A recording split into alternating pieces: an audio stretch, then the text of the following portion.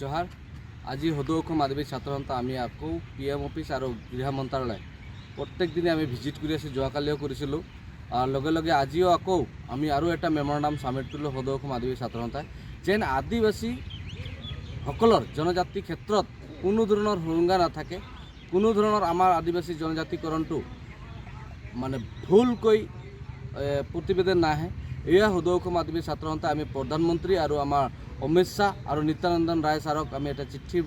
Memorandum দিছোঁ। আৰু সদৌ অসম আদিবাসী ছাত্ৰ সন্থাই এইটোৱে বিচাৰি আছে অসমৰ ৰাইজৰ কাৰণে যে এইবাৰ অসমৰ ৰাইজে শুদ্ধকৈ আমাক জনজাতিকৰণ প্ৰতিবেদনটো পঠাব লাগে, প্ৰতিবেদনটো দিব লাগে। আৰু অসমৰ যিমান MP আছে, MLA আছে, আদিবাসী MP MLA বিলাক আছে, ইহঁতে শুদ্ধকৈ আদিবাসী উৰা মুণ্ডা সন্তাল খাৰিয়া বিল হিচাপে আমাক জনজাতিকৰণটো দিব লাগে বুলি সদৌ অসম আদিবাসী ছাত্ৰ সন্থাই আমি আহ্বান কৰিছোঁ। কাৰণ আমি দীৰ্ঘদিনীয়া আন্দোলন আৰু ঐতিহাসিক অসমৰ বৃহত্তম আমাৰ অসমৰ মানে চাৰিওসীমাত আদিবাসীসকলে বসবাস কৰি আছে, য'ত আমি দেখিবলৈ পাওঁ ট্ৰাইবেল য'ত আছে, ট্ৰাইবেল এৰিয়াত হয়তো মাটি বাৰীবিলাক অলপ ৰক্ষণাবেক্ষণ হৈ আছে। যেতিয়া আদিবাসীসকলক আপোনালোকে জনজাতিকৰণ কৰি দিব বা ট্ৰাইবেল কৰি দিব, মানে অট'মেটিকলি অসমৰ মাটি সংৰক্ষণ হ'ব বুলি আমি সদৌ অসম আদিবাসী ছাত্ৰ সন্থা আমি দাবী কৰিছোঁ। আৰু আদিবাসীসকলৰ যিবিলাক সমস্যা আছে, আমাৰ শিক্ষা দীক্ষাৰ পৰা আৰম্ভ কৰি IAS IPS বনোৱাৰ কাৰণে আৰু আমাৰ যি মাটিৰ অধিকাৰ আছে, আমাৰ যি ৰাজনৈতিক অধিকাৰ আছে, এইটোও সংৰক্ষণ হ'ব বুলি আমি আশা কৰিছোঁ। সদৌ অসম আদিবাসী ছাত্ৰ সন্থা BJP চৰকাৰক ইমান 2016 পৰা আমি মেমৰেণ্ডামে দি আছোঁ, অনুৰোধ কৰি আছোঁ। কিন্তু আমি 2026 যিহেতু আহিছে, 2026ৰ আগে জনজাতিকৰণটো দিব লাগিব। অন্যথা সদৌ অসম আদিবাসী ছাত্ৰ সন্থা ৰাজনৈতিক আন্দোলন যি আৰম্ভ কৰিছে, এইটো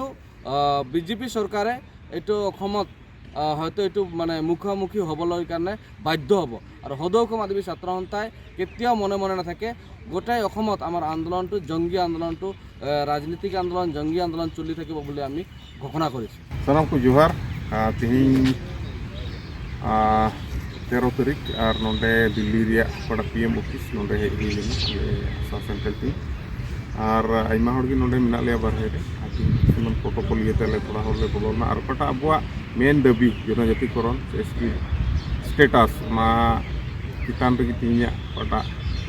खोज हुई लेना पांतो तिना मेमोरेंडम को ऑफिशियल मूवमेंट ओना बाबते आले ले बोलो लेन थाय kana खबर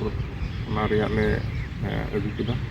मेनखान तिहिं अबु नोआ नेल जेउड़ा तिहिं मिनि गुटे हफ्ते रे बांग हुई गदोआ मेनखान अबु आंदोलन जारी दोय जेउड़ा तिहिं हासा पट्टा रे कथा मेना तिहिं बागान रे किसुमान हाजिरा रना कथा मेना तिहिं अबु जनजातिकरण हुई साव संगे आइमा राइट्स को अबु नोडे बन ᱧᱟᱢᱮᱫ ᱠᱟᱱᱟ। ᱚᱱᱟ ᱤᱭᱟᱹᱛᱮ ᱥᱟᱱᱟᱢ ᱠᱚᱴᱷᱮᱱ ᱱᱮᱦᱚᱨ ᱛᱟᱦᱮᱱ ᱠᱟᱱᱟ 2026 ᱨᱮᱱᱟᱜ ᱤᱞᱮᱠᱥᱚᱱ ᱞᱟᱦᱟᱛᱮ ᱟᱵᱚ ᱡᱳᱨᱫᱟᱨ ᱟᱱᱫᱳᱞᱚᱱ ᱦᱚᱸ ᱡᱟᱹᱨᱤ ᱛᱟᱦᱮᱱ ᱡᱟᱹᱨᱩᱲᱟ ᱟᱨ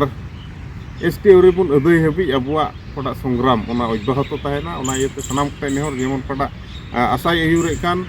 ओना लड़ाई रे जेमन सानाम कोपे गणो गपड़ो सेलेद ते अबुआ हुक आइदरी बुन अदई नोय गे खटोते जोहार सब मन के जोहार तनी शक्ति संगति सेंट्रल कमिटी के वाटर में मैं आज आहो हिया हमने PM ऑफिस आली ही मेमोरेंडम सबमिट करे के लिए जोनटा हमनी के डिमांड ST कारण तो उकर और हमनी के हाजरा 551 टका हमनी के माटी पट्टा वो सब डिमांड के हमने लेके आज मेमोरेंडम सबमिट कर ली। और आशा है जे हमनी के मेमोरेंडम हमनी जोन देवल जाए वो फुलफिल हुई बोल के आसरा है। और हमनी चाहिला हमनी के जोन माटी पट्टा हमनी के देवी बोल के और हमनी के ST कारण हमनी बोले खोजिल जे हमनी के ST जोन एखन हमनी देवा थी हमनी के उल्टा पुल्टा नहीं कर हमनी के जोन ST हमनी के आहे वो ST के हमनी के देवी बोल के हमनी BJP सरकार के भी भूखे दे खोजा थी जे हमनी के ST कारण देवी बोल के नहीं होले हमनी जोन हमनी के महिला के यूज कर के हमनी वोट जीतेला हमनी एखन हमनी जानी सकती हुई के निकल के आही तो हमनी के ठेके के नहीं खे हमनी के जोन हमनी के डिमांड है ओके फुलफिल करके हमनी फुलफिल करी बोल के आसरा है।